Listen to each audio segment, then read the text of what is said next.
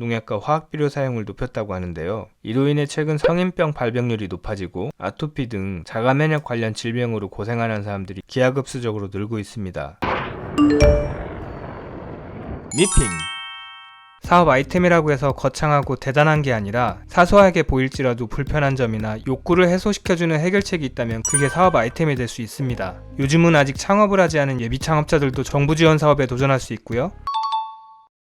창업 후 사업성이 인정이 되면 다양한 루트를 통해 투자를 유치할 수도 있습니다. 좋은 사업 아이템과 실력이 갖춰지면 소자본이나 무자본으로도 창업이 가능하단 말이 되는 거죠. 오늘은 아직 나만의 창업 아이템이 없는 분들을 위해서 최근 투자 이슈가 있었던 요즘 뜨는 사업 아이템 베스트 5를 살펴볼 텐데요. 안녕하세요. 창업으로 세상을 바꾸는 미핑 캠퍼스입니다. 창업 선배님들의 화려한 결과에 압도되기보다는 그들의 문제 정의 방식과 문제를 해결하는 모습을 보면서 나만의 비즈니스 모델 구상에 힌트를 얻어가시길 바랍니다.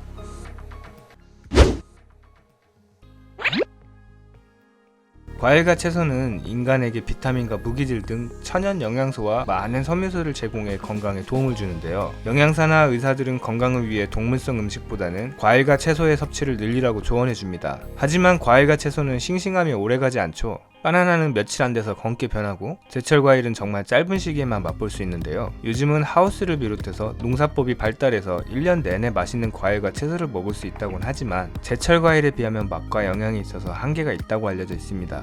어필 사이언스에서 과일과 채소의 저장 기간을 3배 이상 늘리는 기술을 개발했다고 하는데요. 수확한 과일을 포장하기 전에 어필 사이언스에서 개발한 식물유래 지방 성분으로 껍질을 코팅해줍니다. 코팅 성분은 식물성으로 인체에 무해하다고 하고요. 코팅으로 인해 과일 안에 수분은 보존이 되고 숙성을 촉진하는 산소는 빠져나오게 된다고 합니다. 이렇게 오랜 시간 보존되는 원리를 이용한다고 하는데요. 이 원리를 이용하면 농작물의 저장 기간을 획기적으로 늘릴 수 있다고 합니다. 일반적으로 유통 과정에서 보관하다가 썩거나 오래돼서 못 먹고 버려지는 과일과 채소가 처음 수확량의 절반 가까이 된다고 하는데요. 어필 사이언스의 저장 기술로 농산물의 폐기율을 획기적으로 줄일 수 있을 것으로 기대됩니다. 덕분에 바나나와 아보카도 같이 먹기 좋은 시점이 얼마 되지 않는 과일들을 오래 보관하고 즐길 수 있게 됐습니다. 어필 사이언스는 2012년 빌 게이츠 재단인 빌 앤 멀린다 게이츠의 투자와 함께 창업했고요. 빌 게이츠는 냉장고가 없어서 식재료를 오래 보관하기 어려운 사람들에게 도움이 되기를 바라는 마음에서 투자를 결정했다고 합니다. 그리고 이번 투자에 오프라인프리가 참여해서 화제가 되기도 했습니다. 어필 사이언스는 2012년 창업했고요. 이번에 GIC, 오프라인프리 등으로부터 3천억 원 규모의 시리즈 D 투자 해치를 했습니다. 지금까지 어필 사이언스의 누적 투자 해치액은 4천억 원입니다.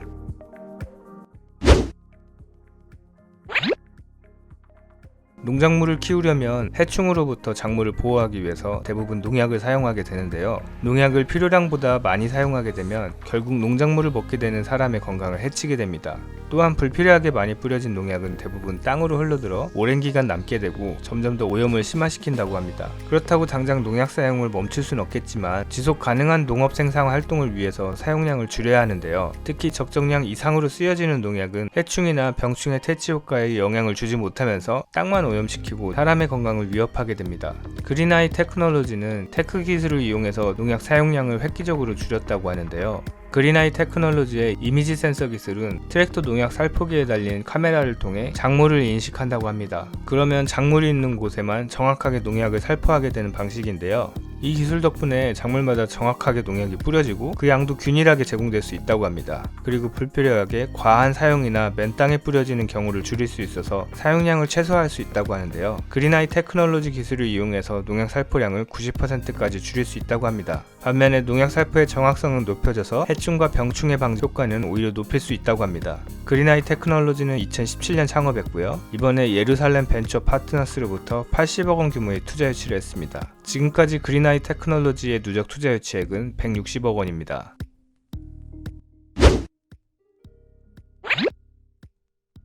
이사를 생각하는 사람들은 보통 오래된 가구를 교체할 고민도 같이 하게 되는데요. 특히 새 집으로 이사를 가게 되면 예쁜 집에 어울릴 만한 가구를 보게 됩니다. 하지만 가격이 너무 비싸서 막상 구매하기는 어려운 경우가 많습니다. 소파 하나만 해도 몇백만 원에서 1000만 원이 넘는 가구들도 많은데요. 직장 생활을 하는 일반인이 한꺼번에 이 많은 돈을 감당하기는 버겁죠. 기존에 쓰던 가구를 그대로 사용하는 경우에는 새 집에 어울리지 않는 낡은 가구로 인해 스트레스를 받을 뿐만 아니라 이사 비용도 만만치 않습니다. 퍼니쉬는 비싼 가구를 큰돈을 지불하고 사는 것이 아니라 월 사용료를 지불하고 이용하는 방식인데요. 예를 들어 100만원짜리 소파가 있다면 월 이용료 5만원씩 지불하고 1년 동안 계약해서 사용하게 됩니다. 온라인으로 퍼니쉬 주문을 하게 되면 집까지 가구를 배송해주고요. 원하는 위치에 설치해줘서 편리하게 이용할 수 있다고 합니다. 퍼니쉬의 가구는 북유럽풍의 디자인이 많아서 합리적인 가심비를 중요시하는 밀레니얼 세대에게 인기를 얻고 있다고 하는데요. 계약이 끝나면 기존 가구를 그대로 사용해서 계약을 연장할 수도 있고요. 또는 다른 가구로 교체를 요청할 수도 있습니다. 평소에 인테리어에 관심이 없던 사람들은 어떤 가구를 배치해야 좋을지 감이 없을 수도 있는데요. 이런 사람들을 위해서 주방, 거실, 침실, 테마에 맞게 잘 어우러지는 제품들을 큐레이션 해주기도 합니다. 퍼니쉬는 2017년 창업했고요. 이번에 코슬라 벤처스 등으로부터 170억 원 규모의 시리즈 A 투자 유치를 했습니다. 지금까지 퍼니쉬의 누적 투자 유치액은 500억 원입니다.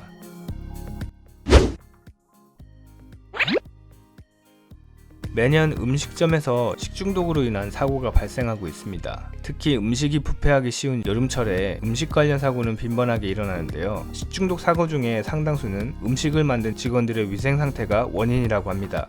미국에서는 매년 식중독으로 앓는 사람은 미국 전체 인구의 6분의 1이나 된다고 하는데요. 그중 절반은 손에 남아있는 식중독균 때문에 발병한다고 합니다. 식중독을 예방하기 위해서는 무엇보다 기본적인 이야기지만 손을 깨끗하게 자주 씻는 것이 중요하다고 하는데요. 하지만 어떤 직원이 얼마나 손을 깨끗하게 잘 씻고 일을 하는지 확인할 방법이 없습니다. 철저한 관리를 위해서 체크리스트를 운영한다고 해도 다 사람이 하는 일이다 보니까 시간이 지나면 느슨해지고 손을 대충 씻는다든지 손을 씻지 않고도 씻었다고 체크하는 등 안전에 구멍이 생겨납니다. 패스스팟에서 2초 만에 손에 있는 식중독균을 감지할 수 있는 장치를 개발했습니다. 패스스팟 장치는 벽걸이형 핸드드라이어와 비슷한 모양을 하고 있는데요. 손을 씻고 패스스팟 스캐너에 손등과 손바닥을 번갈아 비추면 이미징 센서와 알고리즘에 의해 손에 식중독균이 남아있는지 판별하게 됩니다. 또한 패스스팟은 지문인식을 통해 직원의 데이터를 축적할 수 있어서 손 씻는 습관이 안 좋은 직원에 대한 개별 대응이 가능하게 됐습니다. 패스스팟을 이용한 식당은 한 달 만에 식중독 위험률을 75%나 줄여주고 6개월이 지나면 그 수치가 90%까지 올라간다고 하는데요. 직원들의 손 씻는 횟수와 패턴까지도 데이터화해서 식당의 위생 개선에 획기적인 개선을 보여주고 있습니다. 패스스팟을 창업한 크리스틴 신들러는 매년 뉴스에서 수많은 사람들이 식중독으로 병원 신세를 지고 심지어 죽음에 이르기까지 하지만 이를 예방할 수 있는 방안을 마련하는 사람이 없는 것 같아서 사업을 시작했다고 인터뷰에서 전하고 있는데요. 처음에는 제품이 엉성해서 사람들의 관심을 끌지 못했지만 지금은 성능과 확장성 면에서 빠르게 발전하고 있다고 전하고 있습니다. 패스스팟은 2017년 창업했고 이번에 발러 이쿼티 파트너스 등으로부터 70억 원 규모의 시리즈 D 투자 유치를 했습니다. 지금까지 패스스팟의 누적 투자 유치액은 120억 원입니다.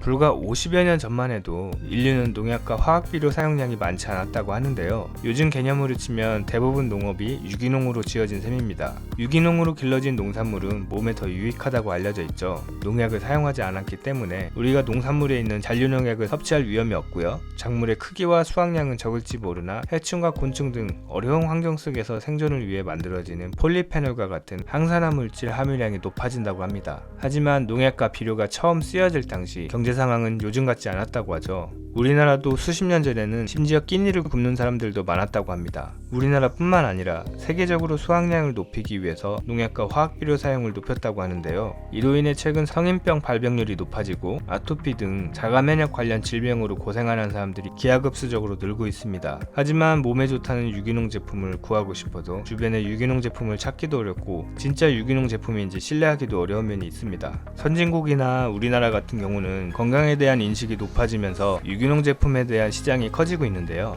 인도와 같은 개발도상국에서는 아직도 5, 60년 전처럼 먹고 살기도 힘든 상황에 처한 사람들이 많기 때문에 유기농 제품을 구하는 데 한계가 있었습니다.